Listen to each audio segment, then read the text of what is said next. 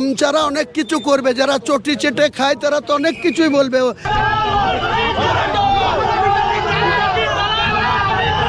আজকে আপনাকে দেখে শাসক দলের কিছু কর্মীরা গো ব্যাক স্লোগান দিচ্ছিল এবং জয় বাংলা বলছে। আরে চামচারা অনেক কিছু করবে, যারা চটি চেটে খায় তারা তো অনেক কিছুই বলবে। ছাগলে কিনা বলে, পাগলে কিনা খায়, ওসব নিয়ে আমি কিছু বলি না। কি বল আমরা দেখাচ্ছি তার লাইভ ভিডিও, আমরা সরাসরি তার আমরা তার লাইভ ভিডিও দেখাচ্ছি,